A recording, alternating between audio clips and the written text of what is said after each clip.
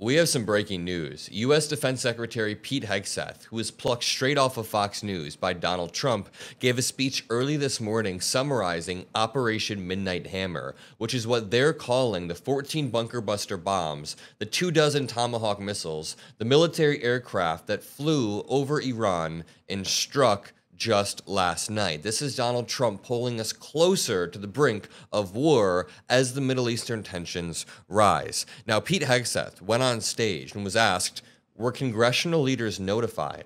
And this comes off the back of reports that claim top Democrats left in dark on Iran strike plans. Again, it's a breakdown of coordination at the highest levels that follows the breakdown of coordination that happened over the past few weeks with Pete Hegseth himself. Just to start, a Trump insider revealed that, quote, nobody is talking to Pete Hegseth as the Iran crisis spiraled. Donald Trump doesn't trust Pete Hegseth. Nobody there takes him seriously, which is an implicit acknowledgement that they appointed somebody, they nominated somebody who is not qualified, who they just think can play cleanup on TV after the fact. Again, nobody talked to him. Tulsi Gabbard was also frozen out of the fold entirely. So let's start off with this clip of Pete Hegseth being asked when congressional leaders were notified. Were they given any advance warning the attacks were coming? And also, Mr. Secretary, when were congressional leaders notified? How long before the attacks took place? Sir, to your first question, you know, the risk has clearly been rising over the last few weeks in the region. Based on that and not a particular awareness of this operation, we've made smart decisions to minimize the risk to U.S. forces in the region. So they were given no advance warning? No, sir. And congressional? They were notified after the planes were safely out. Well, we complied with the notification requirements of the War Powers Act. After the attacks, they were notified? They were immediately thereafter. Notifying Congress after the bombs were dropped is not complying with the War Powers Act, especially when you are only notifying specific Congress members. This reads, top Democrats left in dark on Iran strikes. And I have another Pete Hegseth clip to play, but I think it's really important to point out that top Democrats on Capitol Hill say they weren't briefed in advance of the U.S. attack on Iran. Democrats left Capitol Hill for the Juneteenth holiday recess without answers to what they said were basic questions.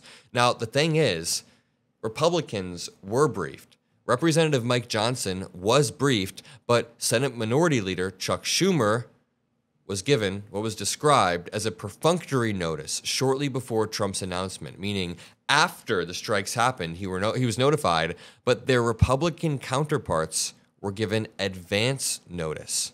So, Senator Mark Warner and Jim Hines, the top Democrats in the Senate and the House intelligence panels, weren't even briefed, but their Republican counterparts were. A massive breakdown of communication. It's just disgusting. Before this next clip, I want to point out the obvious. When Pete Hegseth is saying that Democrats can't be noticed so the plans can happen safely, dude, you were the one that notified not only Jeffrey Goldberg, but your wife and like your brother-in-law or whatever the hell in a Signal group chat a few months back. How does this dude not drown to death in his own irony? The absolute raw irony of Pete Hegseth saying that, you know, you can't notify people, you can't leak plans before they happened, you have to wait for the planes to be safely out. This is gaslighting of the highest degree. This is absolute gaslighting. I mean, I'll play this clip in 1 second, but yeah, just to recap.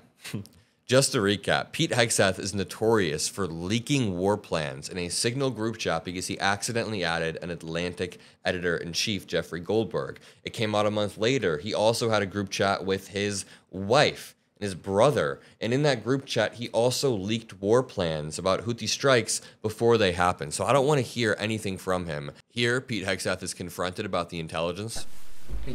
Thank you, Mr. Secretary. Concerning the justification for these strikes, in March, the Office of the Director of National Intelligence released their threat assessment, concluding, quote, Iran is not building a nuclear weapon, and Khamenei has not authorized the nuclear programs he suspended in 2003, unquote. So what new intelligence does the U.S. have since then that the Iranians have changed their position on nuclear weapons And does this new intelligence come from U.S. sources and methods, or are we getting this information from other countries?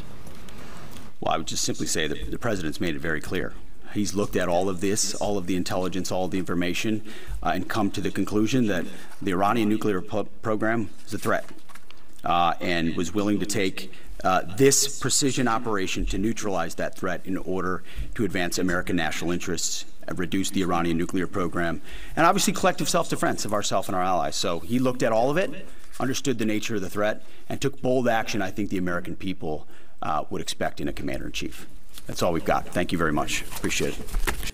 Now, here's the thing. Here's what I want to point out. A new study done by the Institute for Science and International Security, which is an unbiased institution, showed that Iran began to enrich their uranium in 2011. It ramped up during Obama's era, so Obama very intentionally cut a deal. Obama worked so hard to cut the JCPOA, which is a deal that was implemented in January of 2016, signed in about 2015. What happened in 2018 is Trump withdrew the U.S. from the deal, and what do you see? When I zoom out, you see directly off the back of that, Iran begins to escalate. And this red bar is the planned escalation over the next few months to years. So if you're going to believe this, nonpartisan institute called the Institute for Science and International Security, that the Obama administration also used to, justify their deal that they cut, then what you can rationally figure out is Trump doesn't know how to negotiate. If this dude knew how to negotiate, he would either build off the top of Obama's deal, not just, shred Obama's deal, not touch it entirely. It's absolutely disgusting. Here is Pete Hegseth spending a significant portion of his opening just praising Trump in a weird cult-like manner. Full stop. Thanks to President Trump's bold and visionary leadership and his commitment to peace through strength, Iran's nuclear ambitions have been obliterated. Many presidents have dreamed of delivering the final blow to Iran's nuclear program, and none could until President Trump. You're wrong. Obama dealt the final blow to the nuclear program. Look at this chart. Obama literally dealt the final blow through diplomacy, through wit. I have met President Obama. We did the 1 hour off the record roundtable. Can't say what we talked about, but during it, I realized that this dude knows how to facilitate a conversation. He knows how to use diplomacy. He's not an idiot like Donald Trump. Look at, this is what Trump did. He gets into office, he uproots the deal, and then he causes this mess. He loves to be both the arsonist and the firefighter at the same time, meaning he wants to set the fire and then also act like he's saving the day. He's not saving the day. He did the same thing with tariffs. He started the fire, then act like he saved the day when he made it worse. And we see that across every single sector. I'll leave it there. If you appreciate the analysis that we do, make sure you drop a like. Make sure you subscribe below. We are starting to do daily live streams, a daily podcast. We're going to build this network. I'm going to be doing daily live streams with Chris soon in person, where we break down the news. We walk around Chicago as the city gets hotter and hotter in the summer, and I hope you're all there. So again, subscribe below. Become a member. I love you all. I'll see you in the next one. Peace out.